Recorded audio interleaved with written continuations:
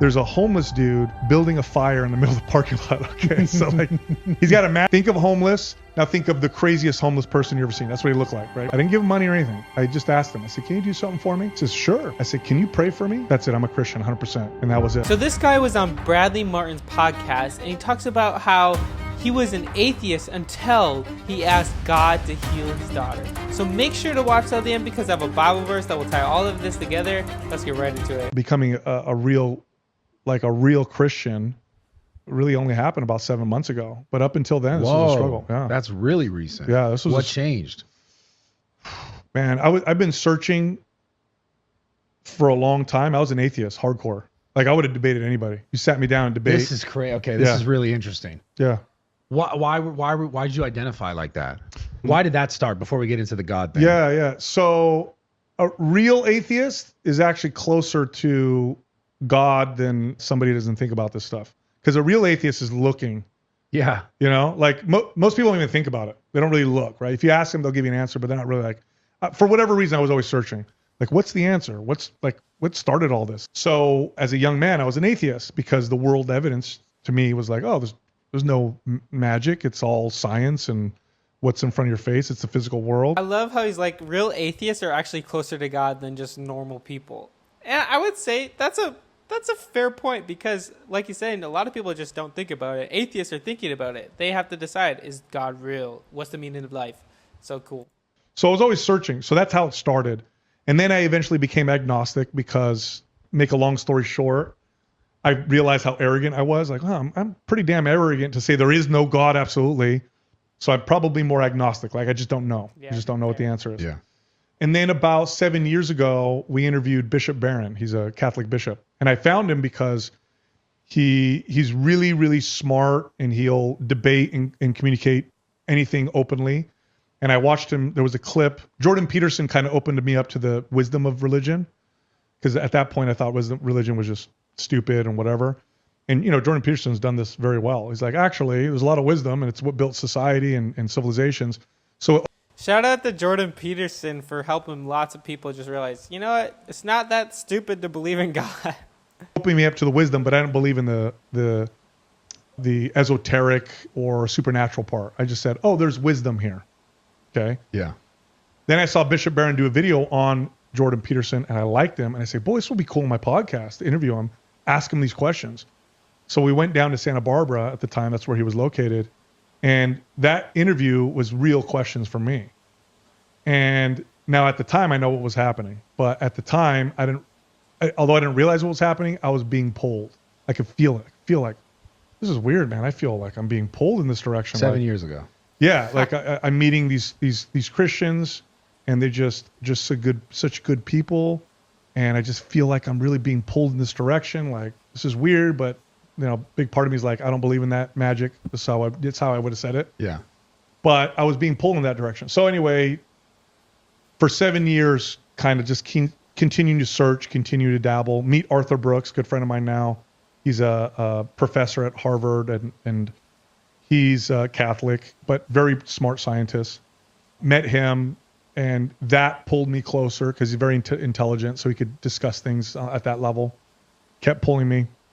Went through some struggles, personal struggles with my marriage, and I just kept kind of moving in that direction. But I never really took the leap of like faith, like God is real, Jesus was real, He did this for us. Never did that, and then I had a crazy experience. Wild, bro. So up until the story I'm about to tell you, I'm teetering, but I haven't really taken the full belief, right? I have a daughter that is going to be 2 soon. She's a year and a half right now, a little over a year and a half. At the time, so she was just turning a year.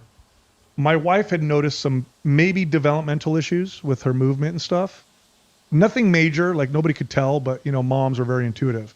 So she's like, I think something might be up with the baby. I'm going to take her to the doctors. Took her to the doctor. Doctor's like, I don't know. Let's have her see a neurologist. She took my daughter to a neurologist. The neurologist did an assessment and said, I think she's fine. However, she might have something called spinal tethering. And that's where the spine attaches really low on the sacrum. And what happens is as the baby grows, the spine will stretch and then they'll lose function of their lower half of the body. Wow. So crazy. if that's the case, we can see it through an MRI. If we do identify it through an MRI, oftentimes we can surgically repair it and there's not an issue. So then we can fix it.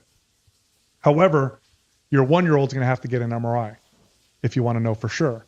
Well, to do an MRI for a 1-year-old can't sit. You ever have an MRI? You're in the machine. Yeah, you sit there. You have to sit still with this machine. Lay there. Yeah. 1-year-old's not going to do that. So what do? They put him under general anesthesia. And I'm like, I don't want to put my 1-year-old under general anesthesia. Yeah. It's not good for their brain. But then on the flip side, if there is spinal tethering, I want to know so we can maybe fix it. Dang, that's so crazy to think about, especially having a child. Like, I can't imagine going through that, having to deal with that. I pray when I have kids that this is something that we would never have to deal with and they're all healthy. So I'm like torn. Like, what do I do? The neurologist is like, I don't think so, but maybe. Like, do I do this MRI? Do I not? So I'm stressed out. I'm like, I don't want to put my daughter under. God forbid she's got a, spinal tethering though. So I, for the first time in my life, was praying out loud. I've never done that before. So I'm driving to the pediatrician's office and I'm praying out loud. And the way I'm praying is like this. I'm like, God, I don't know if you're real. I want to believe you're real, but I don't know if you're real. I need you to show me in obvious ways. Like, forgive me if you are real that I'm asking you for this, but you need to show me because I just need to see something that I can't explain away. So we get to the pediatrician's office and there was a mix up on the schedule. Oh, we don't have you on the schedule. So it's like argument back and forth at the front desk. Then they're finally like, you know what? We'll get you back in 3 hours from now. We can squeeze you in. So I'm like, that's crazy. I think that's great. Atheists, put your pride aside. When things are going crazy, call out to God. Ask God to help you. See what he does. So I'm pissed off when I'm like, fine, we'll come back. So then I go to the studio because I'm like, we're supposed to record a podcast. So I'm driving to my studio, and my studio is in downtown San Jose. And there was a parking lot that was next to our studio. And downtown, sometimes you see homeless people or whatever. So as I'm pulling into the parking lot, there's a homeless dude building a fire in the middle of the parking lot. Okay. So like, he's got a mattress next to him. His buddy's passed out on some drug. Who knows what he's on. Yeah. And he's literally building a fire in the middle of the parking lot. Sounds very California. Yeah. Yeah, dude. And he didn't look, this was like, think of homeless. Now think of the craziest homeless person you've ever seen. That's what he looked like, right? Crazy hair, like markings and tattoos up and down his face, right? And he's like building a fire and looks like he's like into the fire, right? So I pull in the parking lot on the far end and I look at my rearview mirror and I see this dude building a fire. And I remembered a story from my friend Arthur Brooks, who I told you about. Yeah. Arthur Brooks, he talked about, I think it was on my podcast, if you ever want to give money to a homeless person, one of the best things you could do is ask them for something in return so that they feel like they're doing something for it. And then, of course, the question is, what do you ask a homeless person for? He said, ask them to pray for you. So if you give a homeless person $5, you give them the money and say, hey, can you please pray for me? And what it does is What? I've never heard this. Giving the homeless guy money, and then he's going to ask him to pray for you. I mean, that's something in return. It makes them feel like they're doing something for you. Yeah. And I thought that was profound when I heard it. Yeah, crazy. Right? I never heard that. Right, it makes sense. So I look in the rearview mirror. Remember, I'm praying out loud on the way there, on the way to the pediatrician, on the way to the work. And I look in my rearview mirror, and I'm like, maybe I'll ask this guy to pray for me, right? But I'm looking in the rearview mirror, and this dude's he's building a fire. Dude is passed out on a mattress. I'm like, hell no, this guy's gonna give me hepatitis. I can ask him nothing, bro. I'm not asking this guy shit, right? So I just walk away. I don't even walk past him. I'm walking away from him, okay? So I'm like, I'm not gonna ask this guy for anything. So I'm walking away, and then I hear, excuse me, sir, excuse me. Turn around, it's a fucking homeless dude. So I'm like, so I walk up to him. I said, what's up? And he goes, have a nice day. So I said, you know what? I said, can you do something for me? I didn't give him money or anything. I just asked him. I said, can you do something for me? He says, sure. I said, can you pray for me? No way. He asked the homeless person to pray for him because the homeless person was behind him and said, have a nice day. The homeless person didn't even ask for money. That's what's crazy. So I'm wondering if this is an angel building a fire. He says, yeah. yeah, I could pray for you. He said, what's going on? I said, well, I said, we're taking my daughter to the pediatrician today to get looked at. And then he interrupts me and he goes, is it her spine? Shut the fuck up. Swear to God. Shut up. Listen to me. No, Listen to me. I swear to God. No. Listen to me. I swear to God. No way. That is crazy. Tell me God isn't real. It's probably an angel or something trying to pray for his daughter to help him. That's crazy. Oh, bro. I swear on everything. I mean, it's hard not to get choked up talking about it. It's true. So I said, yeah. I said, actually, maybe. I said, we're going to get an MRI. We need to see if she has something called spinal tethering or whatever. And he says, I'll pray for you. I'll pray for you. And I said, so after that conversation, I had money in my wallet and I thought maybe I'll give him some money, but I didn't give him any money. I said, is there anything I can do for you? And he said, no. He goes, you've done more for me than society's done in a long time. Thanks for talking to me. Here's a second punch I felt, because the day before that, I had just started reading scripture, which I'd never done before. And one of the first things I read was a story about Jesus and how he said the line, what you do to the least of you, you do to me. In other words, how you treat the worst in society, you're doing that to me. And I remembered that right there, because the guy said, you did more for me than society's done in a long time. So I must have looked like a ghost. I walked in the studio, I sat down in my chair, and my partners were looking at me. They could obviously tell something happened. Sal, what's the matter? What's wrong? And I can't talk.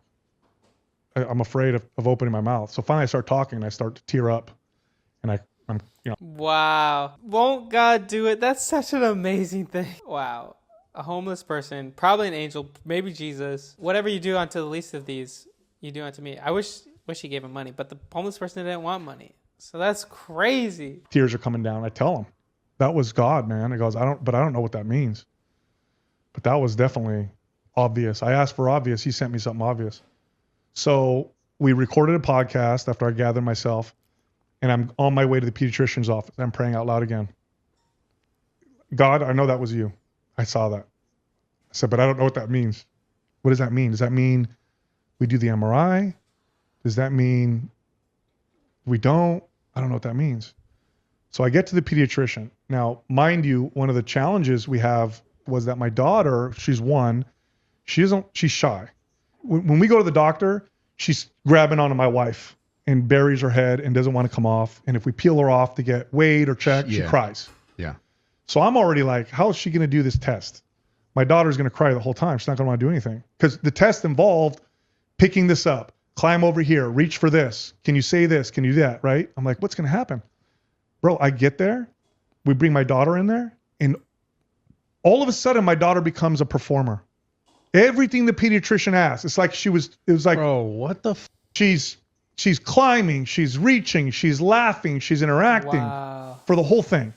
Pediatrician looked at us. She goes, for sure, she's fine. You don't need to do a test. And that was it, man. I was like, that's it. I'm a Christian 100%. And that was it from that point. That's absolutely crazy. Won't God do it? Guys, I encourage you, if you're an atheist or someone who's just doubting and just seeking God, just ask him to just really help you and see what he does. He answers prayers. He's still alive today. It's amazing. So now I have a Bible verse that will tie all of this together. Jeremiah 29:13 says, if you look for me wholeheartedly, you will find me. So guys, I encourage you to look for Jesus wholeheartedly. Seek him with your whole heart. He will comfort you. He will help you in your times of need.